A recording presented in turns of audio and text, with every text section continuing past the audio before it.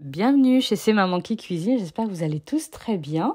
Je vous retrouve aujourd'hui pour une nouvelle vidéo. Vous allez m'accompagner dans la préparation d'un meal prep spécial repas équilibré de la semaine, on va dire.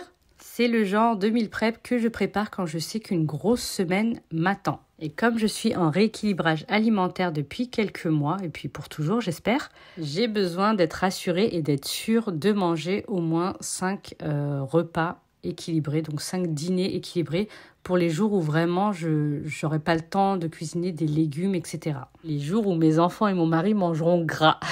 Et pour en revenir au rééquilibrage alimentaire, je voulais vous en parler assez rapidement. Je l'ai entamé du coup il y a quelques mois, j'ai perdu assez rapidement 5 kilos. J'ai réappris à manger. Voilà, ça a commencé déjà au petit-déj. J'ai réappris à prendre des petits-déj beaucoup moins sucrés que ce que je prenais auparavant.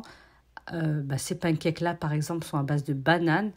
Ils me régalent et franchement, c'est vraiment pas sucré et surtout, ça tient au corps. Si vous le souhaitez, je vous partagerai mes recettes de petit-déj plus sains, on va dire, plus équilibrés. Et j'ai appris également à bien rééquilibrer mes assiettes. Donc grâce à l'application que je vous ai partagée là sur le coin, qui s'appelle Yazio, que ma copine m'avait partagée, on peut calculer du coup le nombre de calories que font nos assiettes. On a un certain nombre de calories par jour selon notre poids, notre taille, notre sexe, selon le poids qu'on souhaite perdre également. Et grâce à ça, c'est vrai que j'ai appris à réduire au niveau des féculents dans mon assiette. C'est-à-dire que mon assiette aujourd'hui se compose en général de la moitié de l'assiette en légumes, un quart de féculents et un quart de protéines, viande, poisson, etc. Je me fais vraiment plaisir au niveau des repas. J'ai réappris à cuisiner et à manger des légumes autrement. Et franchement, ça me convient à 100%. J'ai pu retrouver de l'énergie et surtout perdre le poids que je n'arrivais pas à perdre. Pour bien organiser mes meal prep équilibrés, je me suis commandé il y a quelques mois ces boîtes hermétiques en verre que je voyais souvent chez les healthy girls américaines. Et l'avantage, déjà, c'est qu'elles sont en verre, mais elles sont surtout compartimentées. Ce qui fait que la moitié de ma boîte, donc je la mets en légumes. Je mets des légumes sur la moitié de ma boîte hermétique. Et le reste, donc féculents et ma petite viande quand j'en ai. L'une de mes astuces qui m'a permis justement de réussir ce rééquilibrage alimentaire, c'est de me préparer en avance certains légumes, certains plats, pour les jours où je serai trop fatiguée pour cuisiner vraiment des légumes et que le reste de la famille va manger des frites, des escalopes panées, etc. Bien sûr, je ne m'empêche pas de manger ce genre de plat, mais justement grâce à l'application, ça me permettait de pouvoir compenser. Si je mangeais assez gras l'un de mes repas, je savais que l'autre repas, j'allais manger peut-être une soupe ou une bonne salade, vraiment quelque chose de moins calorique. Alors, pour ce batch cooking, du coup, j'ai récupéré tous les légumes que j'avais. Donc, j'avais une courgette, une carotte, un oignon, un brocoli. Le brocoli, j'ai pris les pieds, je les ai gardés pour une prochaine soupe. Et des tomates cocktail. Je découpe tous mes légumes, comme vous pouvez le voir. J'épluche les légumes à éplucher et je mets le tout dans un grand saladier. Vous pouvez vraiment mettre les légumes que vous souhaitez. Ensuite, dans mon grand saladier, je verse de l'huile d'olive. J'ajoute les épices de mon choix. Donc là, j'avais sel, poivre, paprika. Je crois que j'ai mis des épices Tex-Mex. Mais bref, vous faites bien ce que vous voulez. Vous mettez vraiment les épices de votre choix. J'avais mis, je crois, de l'ail semoule. Mais vous pouvez utiliser de l'ail frais aussi, hein. Ensuite, on mélange le tout, on fait en sorte que tous nos légumes soient imbibés de cette marinade. Et ensuite, on va mettre le tout à cuire. Alors pour la cuisson, ça m'arrive de les faire cuire au four, de les faire revenir à la poêle. Et pour ce jour-là, j'ai fait cuire au air fryer. J'ai déposé un papier cuisson. Entre-temps, d'ailleurs, je me suis fournie chez AliExpress avec des papiers cuisson qui sont pile poil à la taille du air fryer. Je vous partagerai le lien si vous souhaitez. Et pendant la cuisson de mes légumes au air fryer, je fais cuire des pâtes complètes et je m'occupe de mes escalopes de poulet. Donc là, je vais utiliser une épice Tex-Mex. Elle est super bonne d'ailleurs, celle de cette marque.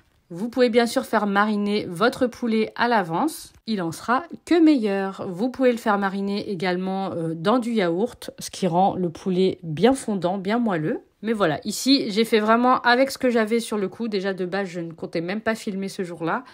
Donc voilà, c'est vraiment, j'ai pris ce que j'avais et franchement, le poulet était délicieux.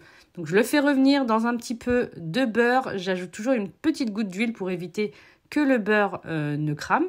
Et je fais revenir de chaque côté mes escalopes de poulet. Donc c'est vraiment très rapide. Ce type de batch cooking, franchement, quand vous cuisez les légumes au four ou au air fryer, c'est hyper rapide.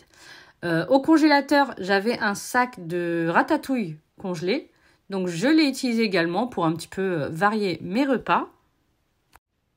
Et voilà, la cuisson de mes légumes est terminée. Donc là, tout est cuit. On va préparer les portions de la semaine. Comme je vous disais, vraiment, on dose beaucoup plus en légumes, beaucoup plus que ce que je faisais avant en tout cas. Donc la moitié de mon assiette est à base de légumes. Au niveau des pâtes, je favorise les pâtes complètes. Elles sont bien meilleures que les autres pâtes. Et j'ajoute un petit peu du jus de cuisson du poulet. Et franchement, c'était délicieux. Je me suis régalée toute la semaine. Et voilà, donc à chaque fois que j'ai fait un repas qui n'était pas forcément super sain ou vraiment qu'on terminait la soirée en mode sandwich ou quoi que ce soit, je sortais mon petit repas équilibré. Vraiment, je vous conseille ce genre d'organisation si vous souhaitez perdre du poids et que votre famille ne mange pas forcément équilibré comme vous. Dans un premier temps, commencez avec l'application pour vraiment vous rendre compte de combien de calories font, je sais pas, 2 cuillères à soupe de riz, etc. Et vous verrez que par la suite, au fait, vous allez faire vos assiettes naturellement et vous mettrez vraiment la dose qu'il faut et vous perdrez du poids tranquillement sans vous frustrer. Vous pourrez continuer à manger vraiment tout ce que vous voulez. Si j'ai besoin d'un fondant au chocolat, je vais le manger et je vais voir en fonction de mes calories ce que je vais manger plus tard le soir, tu vois. Je vais peut-être manger moins de féculents parce que c'est beaucoup plus calorique, etc. Bref, je voulais vraiment partager ça avec vous. Si ça vous intéresse, n'hésitez pas à me dire et puis je pourrais vous faire d'autres vidéos ainsi que des recettes plus équilibrées aussi parce que c'est pas la majorité des recettes que je vous ai partagées jusqu'ici. Je voulais vous dire aussi que je vais vous partager beaucoup plus de recettes du quotidien, des recettes très très simples avec pas forcément beaucoup d'ingrédients, etc. Mais voilà, je me suis rendu compte que je me bloquais un petit peu en me disant que mes recettes ne sont pas assez élaborées, qu'elles donnent pas spécialement envie, etc. Mais au fait, ce que je me rends compte, c'est que la plupart du temps, on recherche des recettes du quotidien, de tous les jours. On n'est pas tous chefs, etc. Et moi, c'est vraiment ce que j'ai toujours partagé avec vous. Et voilà, je vais rester dans la simplicité comme je le suis. Bon, si ça plaît à certaines personnes, tant mieux. Si ça plaît pas, tant pis. Mais je vais arrêter de vouloir partager uniquement les recettes qui donnent énormément envie, etc. Je suis pas du genre non plus à suivre spécialement les tendances qu'on peut voir sur Insta, sur TikTok, sur YouTube, etc. Mais bref, je garderai ma personnalité, je vous partagerai tout ce que j'aurai envie de partager, peu importe si c'est trop simple, si c'est... Voilà. Je continuerai à vous partager en fonction de ma personnalité à moi et en fonction de ce que je cuisine. Donc voilà, j'espère que vous me suivrez dans la suite de cette aventure. J'espère que cette vidéo vous a plu. N'hésitez pas à vous abonner si ce n'est pas encore le cas d'ailleurs. Et je vous dis à très bientôt pour de nouvelles vidéos.